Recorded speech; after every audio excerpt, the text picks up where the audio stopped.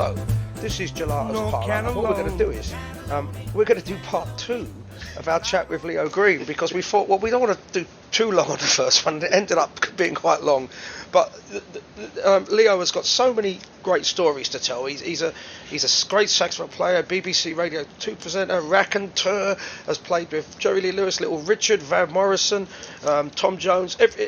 He's a who's who, really. So, but we've got so many stories. And I'd just like to kick off by saying hello, Leo. How are you? I'm good, Ray. How are you? Nice to see you again. Yeah. Thanks for having me back. No, thanks for coming on. But I thought a part 2 would be really good, because we've got too much ground to cover, really, and we're probably going to need part 3 and 4 and 5. So it's like the Bible. Well, I know how this one ends. It is funny, because I think I've had sort of 2 or 3 different lives professionally, because up until the age of about 28, 29, 30, all I did was play the saxophone. And then I got into other things, and we touched upon last time, that thing of, always saying, yeah, I can do that. I'll do, making yourself available and putting yourself up for things. And what happened really after, we were talking about, after I finished working with Van Morrison, very amicably, and I still stay in touch. But he then put a band together without horns and did a country music thing. I did a couple of years with Jools Holland, which was great. Jools was lovely. It was the summer my father died. Obviously, it was a very tough time. And Jools called me up. I don't know how he got my phone number. He said, "I'm very sorry to hear about your dad. I didn't know him, but I was a great admirer. What are you doing?" And I said, "Not much." He said, "Are you out with Van?" I said, "No, not at the moment." He said, "Well, look, why don't you get out of the house?" He said, "Why don't you come on the road and play some shows with us?" He said, "It'd be good for you to get out." And you know what? I will never forget that. Wow. He was such a sweet man. And I went out, and of course, his band, and I say this as an affectionate comment, was the musical equivalent of going out and getting drunk with a lot of your best mates. Yeah. It was like a party on the road. Ain't that the best thing you can say? Well, that's why. How was he as a band leader? Oh, he was. You know what? He was a lesson. And people talk about him as a piano player or as a TV presenter, whatever.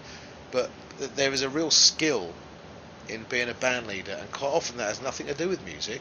It's a completely different skill. Tell me about that one. Well, you know about it. Done it for 30 years. Jools is a maestro at being a band leader and having, whatever it was, 15, 18 guys, completely different people on the road, but all pulling in the same direction. Yeah. And he was a master, and he still is. Was it rough and ready, the band, if you don't mind me saying? Not in a bad way, in a good way. In a very positive way, yeah. Yeah. And he was very open, very much like Van, in that if you had an idea or you wanted to arrange a song or suggest a song, he was open to it.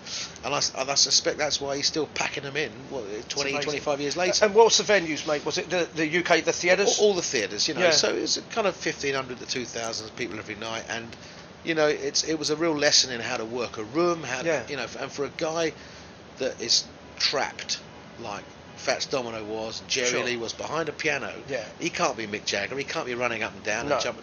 But to see a man work a room from sitting down behind a piano, it was a lesson. Do you know what the show reminded me of? I've seen it, as you know. Of course I have, But what it reminded me of was one of those old style package R&B shows. Where it's not just about him. Yeah. He gets Beverly Knight, and he had Louise Marshall and Ruby Turner. He said Mark Almond. He said to me one night, "What have you been up to?" I said, "Oh, I've been working with this guy PJ Proby, an old 60s guy." And he went, "Oh, what's he like?" I said, "Jools, you'd love him." Yeah. He said, "Well, why don't you see if he wants to come and sit in?" Yeah. So we did a gig. We phoned him up. I think we were doing Shepherd's Bush, or PJ came. That was Jools. And you never know who was going to pop in and sit in. We'd do a function one night, and Eric Clapton would get up and have a blow. Or you come along and, we went to his studio to record, and Paul McCartney would come in. Amazing. Did McCartney come and play as well? He did, and we recorded a track. I don't know if it ever came out. I'll tell you something. Jules called up and said, "We're doing a session next week, can you make it?" And I couldn't do it. And it was with George Harrison. And it proved to be his last ever recording, and you went in depth for me. Do you remember? Wow, you went and covered. I did cover. And that was, bless him, that was his last ever thing. I covered on the session. I was on holiday. I just met my wife at the time. We went in the studio in Greenwich and did That's it. Right. And that's Jools. Jools is the most wonderful, open, generous guy that I've met in this business. It's lovely to hear, and I know people knock him sometimes or whatever. Only idiots. I think so too, because if you look at it. Point one, the guys supplied jobs for so many musicians, right? Oh, unbelievable. And two, people like it. Isn't it funny how come when people like something, to the critics or whatever, or some of the musicians, I'm not trying to be, kind of knock it. I think what's wrong with liking? I think we're all in this business to be liked. I think it's a real British thing. We're not very good at that, you know. And you know how hard it is. You've struggled and you've fought to keep a 7-piece band on the road. Jools has got 3 times that with the crew, and yet he's still doing it. And I got nothing but love and respect for him. He's an amazing guy. You've got to be. You know what? It's important to speak about this sort of thing because I agree. You've got to be. There's a bit of background noise with this because we're actually having this in a bar. In a bar, but that's fine because we're keeping it real, mate. Yeah, that's all right. So, but I think you've got to be positive about it. I always look at it this way. I don't know if you agree that where the jazz, not the jazz, but a lot of the music critics totally have missed the point for the last 70 years. Yeah. Is they'll knock a Louis Armstrong, which they used to, for entertaining, or they'll knock a Louis Prima for entertaining, or they'll knock a Jools for actually entertaining, or they'll knock me. I've had it because if you play serious music, you've got to be said. Now, what they never take into account is the artist's personality. Yeah. Miles Davis, right, wasn't that personality. He was maybe a more introvert. That was his stick, or John Coltrane. Yeah, of course. Whereas someone else's stick, like a Louis Prima or Armstrong, or maybe myself, if I put myself up there as well, is we're extroverted people on the stage. That's the way we project ourselves. That's right. And I think that's where the critics miss the honesty of somebody. Yeah. Yeah. Do you think so too? I do, and with someone. Because you've had it as well. You're a showman when you play. It's a character you play when you walk on the stage. And people have criticised that. I've had criticism all my life, and I don't mind that. If it's reasonably intelligent, someone like Jools, after a gig, he'll be in the bar all night and he'll talk about music and piano players and singers and rock and roll and jazz and country. He's a fan. He's obsessed with music, and that's why people like him and Van. That's why they're still going, because they're so into the music. They're not interested in about being famous or making money. They're obsessed with music. So Van Morrison actually, and I've got to, I'm not name dropping, but I've got to know him through you, and I've always got on very well with him because we're really the fame for him is a sideline. It's an inconvenience. It's an inconvenience to him. Like all of us. The man, like Jools as well, I've always been so impressed by these people that I've met, and mostly through you. They remain music fans. Yeah. Because a lot of people who've been in this game for years are not really music fans anymore. They want to get away from it. But Van, he's obsessed. Yeah. He loves the jazz. He loves all what we're talking about, the Louis Prima stuff. He talk, and it's so refreshing, isn't it, to spend time in their company. And when you bump into people like Van, I saw Jools about just before Christmas last year, and I hadn't seen him for a while, and within 2 minutes he was saying, what have you heard recently? Who you checked out? He wanted to talk about what have you heard and gigs amazing. And that's what I love about those people. And you kind of take them for granted because they're always gigging or he's always on the telly. But he's a vital figure, I think, in UK music. And often, like you say, people have a knock, and I think it's bang out of order, really. No, it's good to touch upon that. But what I wanted to touch upon was, we can't really cover the amount of projects you've been involved in. But I remember one really special one, and I'd like you to talk about it a bit. Was the Bacharach and David thing that you did? Yeah, that you wrote me into. Well, we did a few of them. I was being managed by a guy, and he said. Bacharach and David are coming over to be honoured at the Royal Albert Hall, a big concert. He said, any ideas who can be musical director? And I heard a stupid idiot in the room say, I'll do it. And then I realised it was me that said it. I never done anything like that in my life. I didn't. You've always done that. And I thought, I'm sure I could, I ain't got the bottle. But I found myself sat at home writing out musical scores, which I hadn't done since I was at college, and I realised pretty quickly the best way to get around this was to book the best guys I possibly could. So I booked Ralph Salmins, Trevor Barry, Robin Aspland, Snake Davis came and played tenor, really good players. And I thought, if I'm the worst person there, all I've got to do is worry about me. And I say we pulled it off, they pulled it off.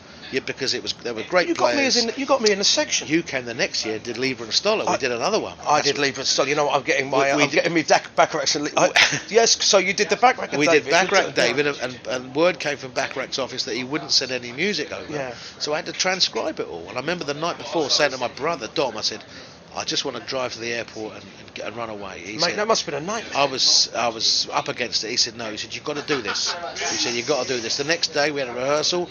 Bacharach was coming. Guess who overslept? Me. I was up all night. But we did it. I say we got away with it. It was a fabulous night. We had Dionne Warwick and Sacha Distel, Elvis Costello, all these wonderful people. The next year was Lieber and Stoller. Now again, I love that music. All those early rock and roll records. They were the geniuses. They were like the Cole Porter and Gershwin of rock and roll. And I said, come on, Ray, come and sing Smokey Joe's Cafe. America. Do you remember? I've been living in the States for a year. Do you remember? We had Benny King I've flew been in back to sing. days, mate, and you said, can you come? And well, but we needed someone to sing that song. We had Benny King doing Stand By Me. Tom Jones was doing Jailhouse Rock. We had fabulous singers. And we needed someone to come and the late Kenny Lynch. I remember Kenny Lynch was on there, and he did a coaster song. Do you remember?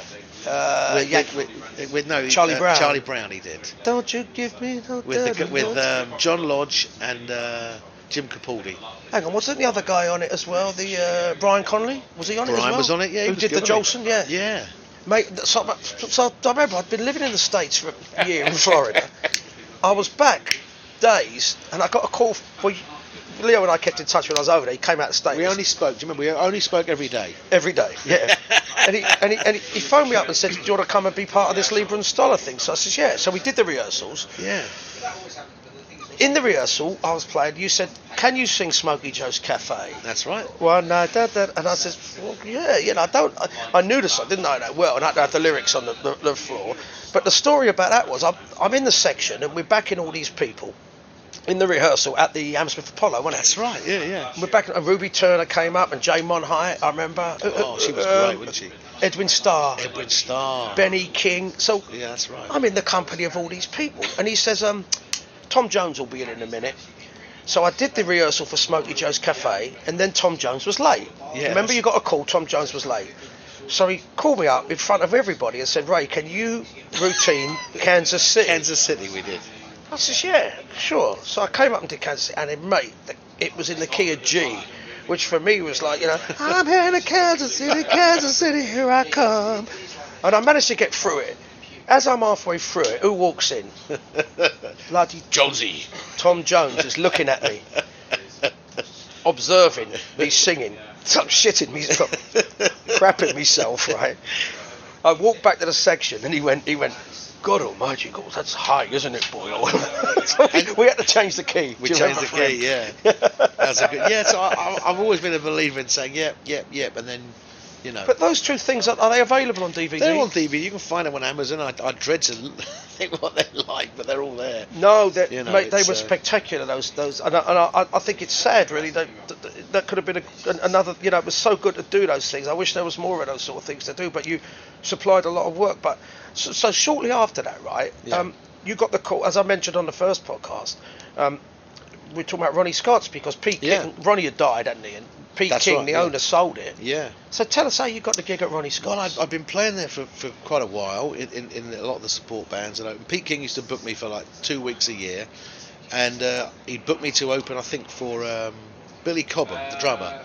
And we'd gone in the afternoon to soundcheck, and Pete was there, and he said, how are you? I said, good, how are you? And he said to me, I've sold it, son. I've sold the club. I said, oh. Right. What, he told you just like that? Yeah, he said, I've sold it. Yeah. And I said, oh. He said, so I can't give you any more gigs, he said. Yeah. He said, if you want to get a gig, you're going to have to speak to a woman called Sally Green. No relation to me. He said, she owns a theatre. She's friends with Kevin Spacey, who at the time had done that movie on Bobby Darin, who was a big jazz fan. He said, you've got to call her if you want a gig. So I just kind of went away thinking, okay, I want to keep playing here. I want to get a gig. And I said, well, who's going to be the new booker? He said, I don't know. He said, I honestly don't know. So I kind of went home that night, and by this point I'd started booking a few clubs. I had kids and wanted to get off the road a little bit, and I thought, well, I'll write her a letter.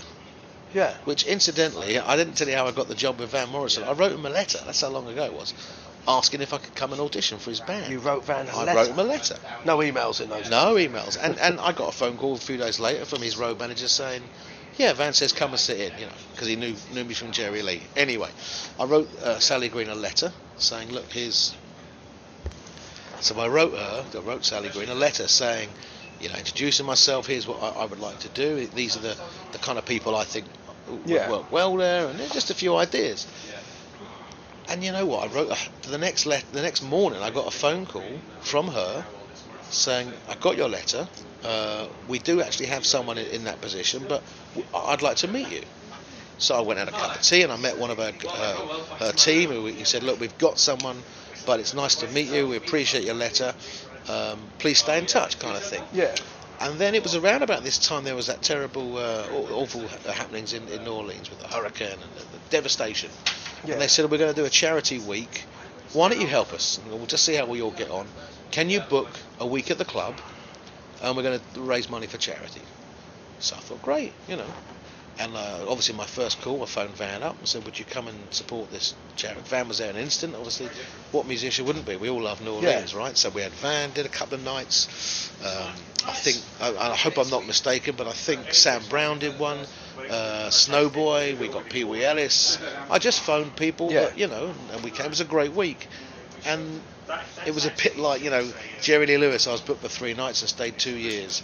Van, I went to sit in with him one night in Scotland and stayed 8 years. Ronnie's, I went to book a week and I stayed there for 2 years. And it was a fascinating time. Can I just ask you something? Yeah. For those initial few months, when Sally bought it, when you started, wasn't Pete King still sort of hanging around? Pete was still there as a sort of lifelong president. He almost couldn't stop, could he? And he said the first day I eventually got this job, he said to me, he said I feel sorry for you. He said you're knackered. It's a polite word. He said, because who are you going to book? He said, I booked Nina Simone, I booked Dizzy Gillespie because I could. Buddy Rich. He said, you're going to struggle, son, they're all dead. And he wasn't being horrible, he was sort of... Is that what he said? Yeah, and I remember him pulling you and me to side once and saying, you guys are the future of this place. Gallery of Ghosts. He said it's a gallery of That's ghosts. what he said, because he pointed at the old pictures of Stan That's right. Getz, Ben Webster, and he said to us, didn't he? He said it's a gallery of ghosts. And he also bought us a beer that night. He did, yeah. Which is unheard of. So I knew that I would have to do something a little bit different. And I did, and I saw a different side of the business. Yeah. I saw a different side of people. I saw levels of inadequacies, stupidity, and lack of knowledge that I, to this day, am stunned about. But I also saw some good stuff and learnt some amazing things. And you changed a lot of the business model of the policy, whereas you had, whereas they used to have a different band every night or every week, didn't they? So every week they have a different support band. Yeah. And you changed it to like a house trio, which they've still got that model now. They do, and you know, when I went in there, the club didn't even open till 8:30 at night, and the first show was 9:30, and the main act wouldn't come on till 10:30. You certainly got rid of the graveyard shift. And I thought, this is crazy. So we opened at 6:30. We brought everything forward, and we made it early, so people who weren't musicians could go and have a night out there.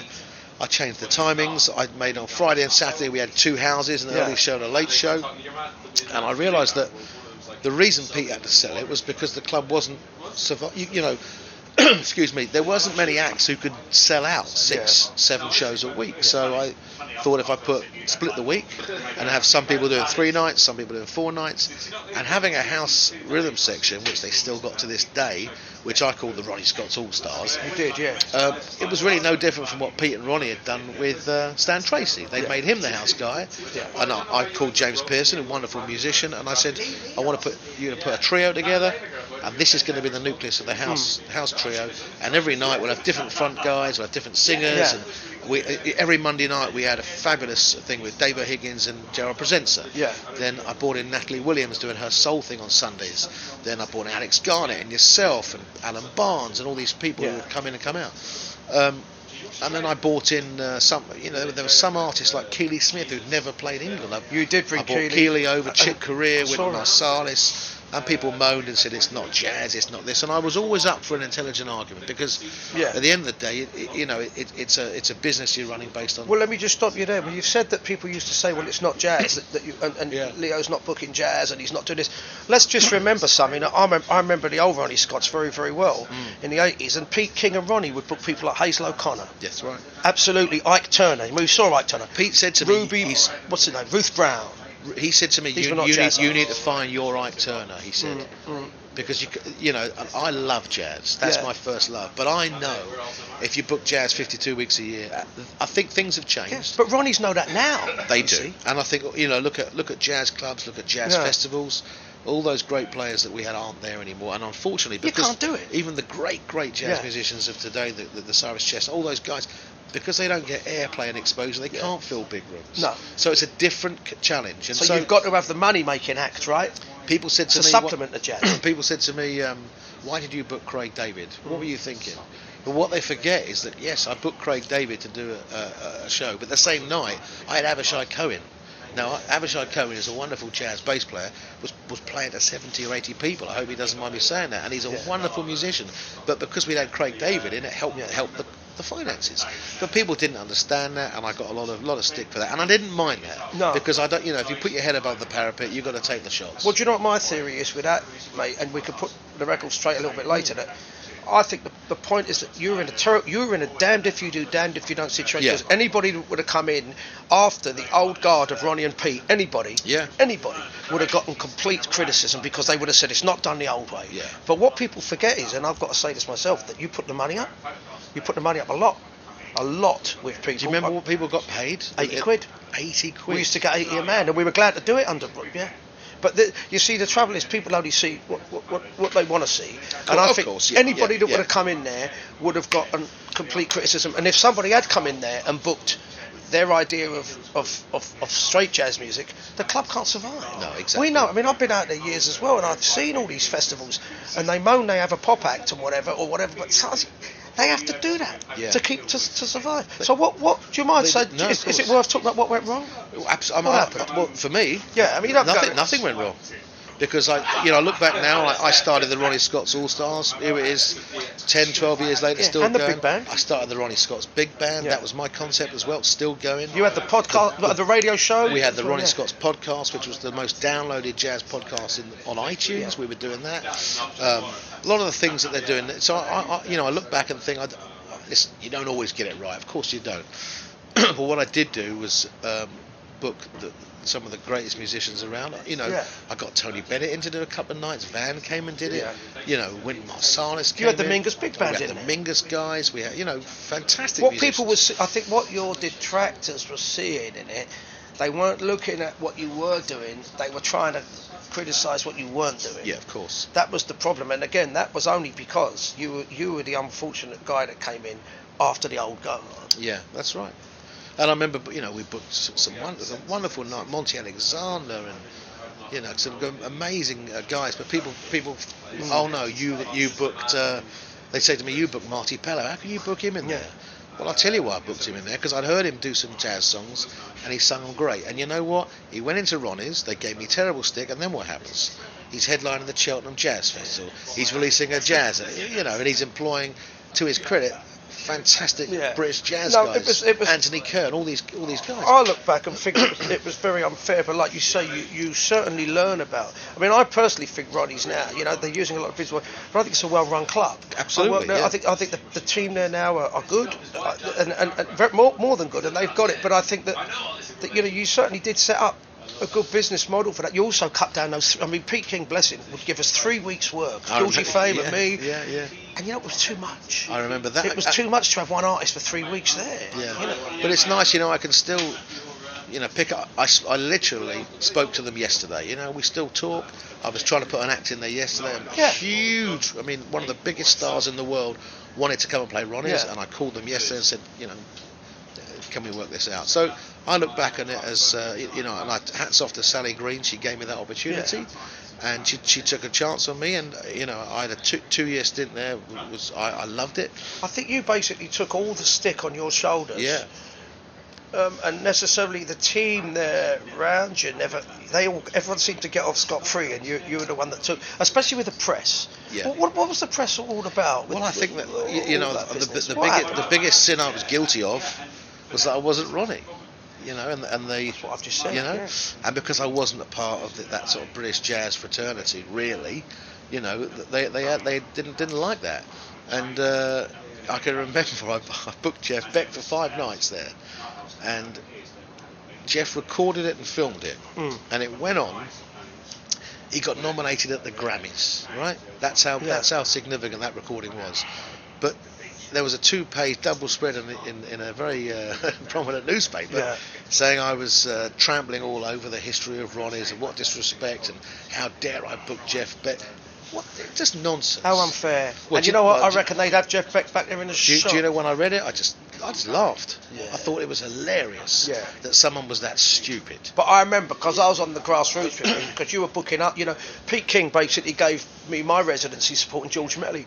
That's right. So we supported George for years, and you kept that Christmas tradition for me going. Absolutely. I was grateful. Now Yeah. the lovely people there to do it, we've done it. Yeah. But I think I just think right place, wrong time. Well, I enjoyed it. I don't regret it. I remember one night Wynton Marsalis saying, I used to play there myself sometimes and sit in with the guys, and he said, can I sit in with you? And I thought, my God, you know, and he sat in and we played Lady Be Good. He came up and he said to me, he said, I've never heard a young guy with, you know, such history in your play, and I love your play. And I'm thinking, He ain't going to say that if you don't mean it. well, I just, you know, so I look back, I had a great time there, Yeah. you know.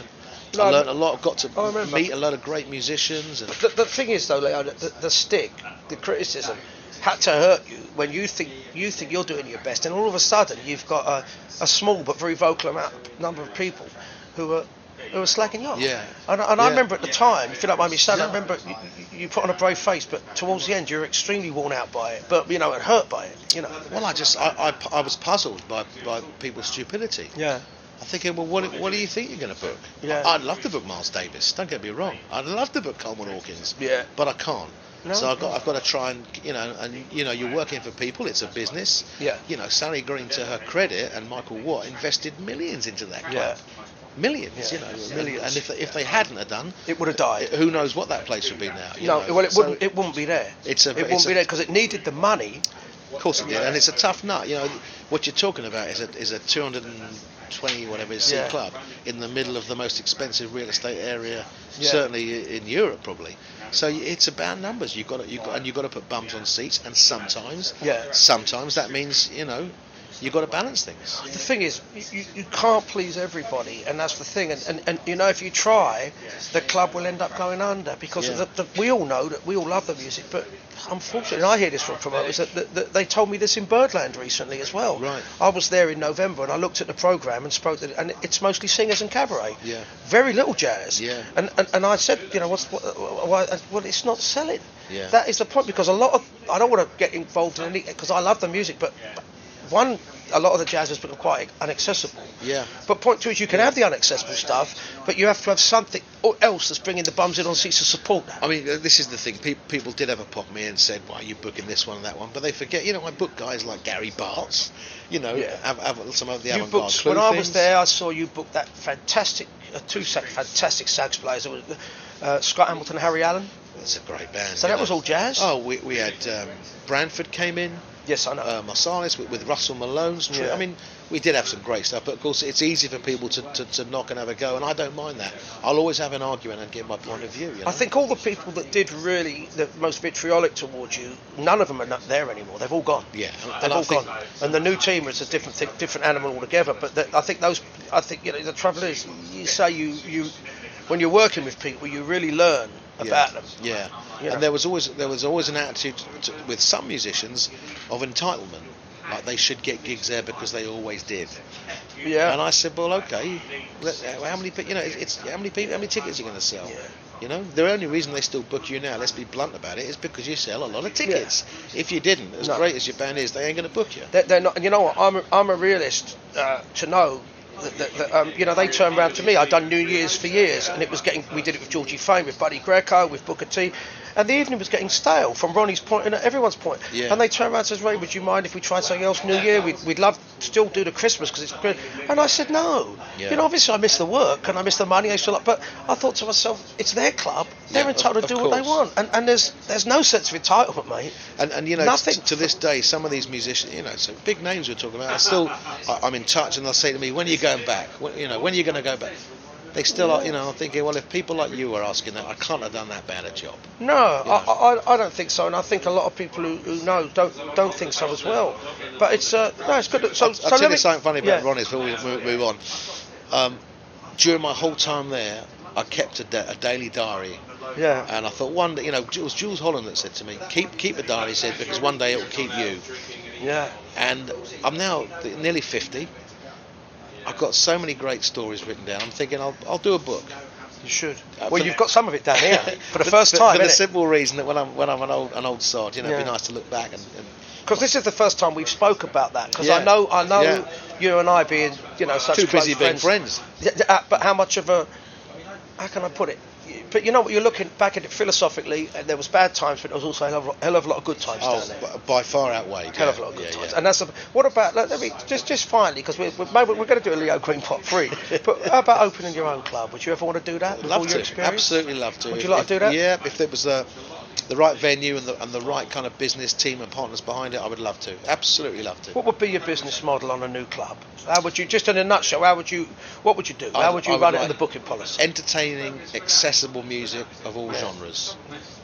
For all ages. I think there's a real mistake we make in this country, whether it's on radio or in pop, any kind of booking policy. People always try and go for a younger audience all the time, as opposed to just going for an audience. But an audience, and the older people have the money as well. They do, but the only 9 times out of 10 people discover music from when they were kids in the car with their parents, or you're exposed to all kinds of music. And I think it's a mistake we make, thinking that let's only try and attract people under the age of 50. Would you book a jazz club, or would it be a general music club? How would you, what would be the policy? All of the above. All of the above. There's some fantastic jazz acts. There's some fantastic rock acts. There's some, there's some great roots. I'm not being There's funny. only 2 types Western, of music, as we know. That's it. And you know what as well? There are so many talented bands out there that you've seen. I mean, you've introduced new people. There's that Aubrey Logan and people like that. Yeah, absolutely. Loads of people, and some of the established people like Claire Martin. Great artists who need venues to play. Yeah, I mean, there's that girl singer Hayley Reinhardt. I was thinking, I'd love to bring her over to do some shows. Where's she going to play? Okay, you got Ronnie's, but where else? I know. You can't just bring an act over to do one club. It's, no. Last year I was working with this guy Jack Savaretti. He's a rock guy. Yeah. Great voice, great singer, great musician. He's doing great. It's nice to see. So I would have a policy that encompassed all of that stuff. Where do you know what? Interesting to talk about this, because where would you think that a lot of? I mean, we'll get off Ronnie's now, but where do you think a lot of live music venues are going wrong? Where are they going wrong?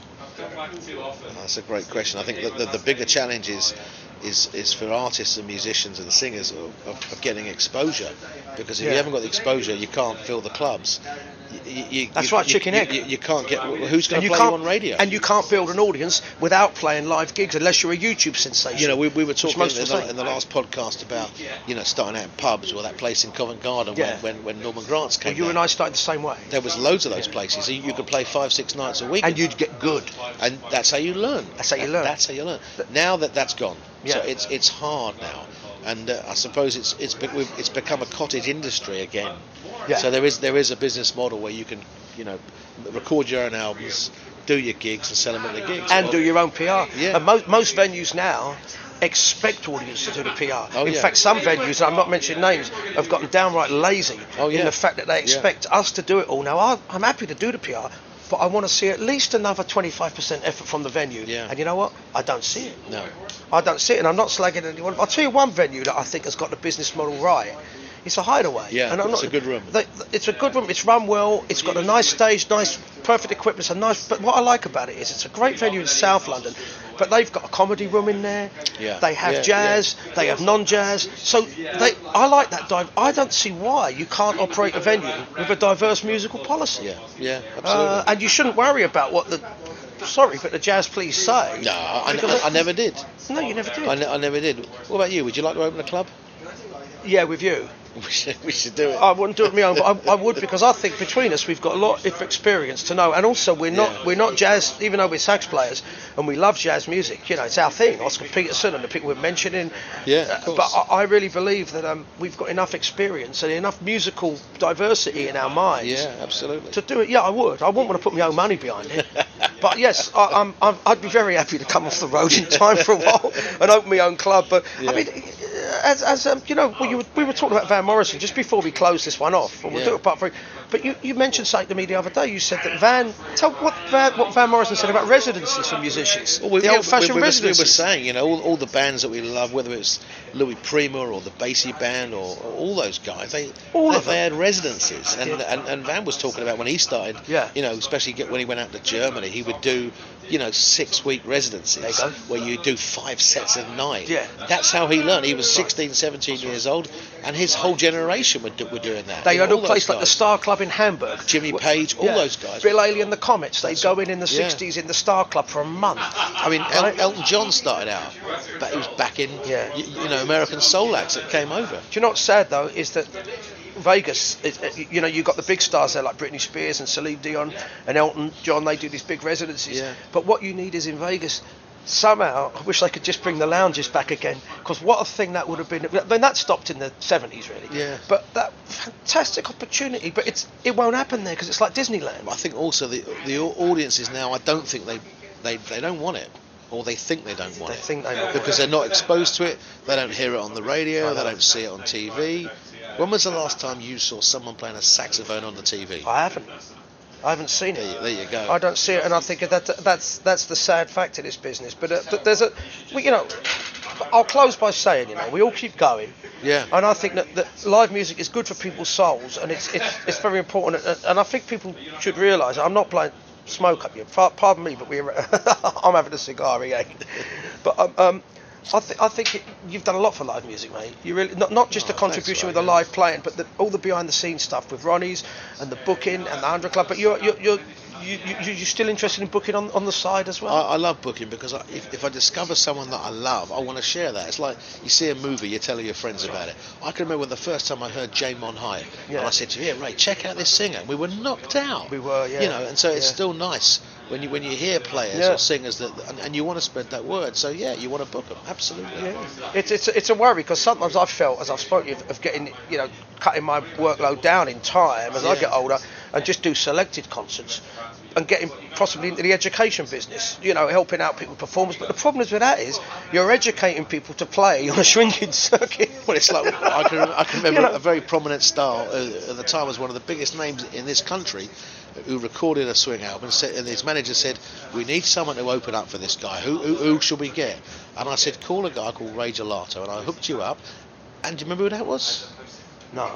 Robbie Williams. It was Robbie Williams who got me the gig. I'd done a track with him. Mate at the Albert Hall. I produced something with him and Jane Horrocks. You did, and it turned out... And I did the guide vocal on Old Black Magic. It turned out that Robbie was a blooming Louis Prima fan. And he so, I know. I like to spread the word, and you want people to know about people. I dined out on that for years because we were the band that supported Robbie at the Albert Hall. People still want to talk about that in interviews, and I say, let's talk about it. Yes, but you know what that did? That got me a couple of years because that swing revival was going on. They all had swing albums, Rod Stewart, McCartney, and that Robbie Williams support.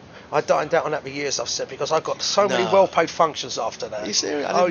I did. There's someone else, you walk into a studio with preconceived ideas. Yeah. What a nice guy. He did the song in 2 takes, he had time for everybody, lovely guy. And people say what they like. Like you said earlier about people who always like to knock people. No complaints. What a nice guy. How did you find him? I found him a lovely guy. We did the sound check. Yeah. We did the sound check quickly, and he was sitting there in the front row of the Albert Hall watching us. I bet he loved your band. In his t-shirt and tracksuit bottoms, and he came up. He gave us all a hug and said, "Sounds absolutely great, fellas." He goes, "Thank you so much for coming." Thanked us for being part of it.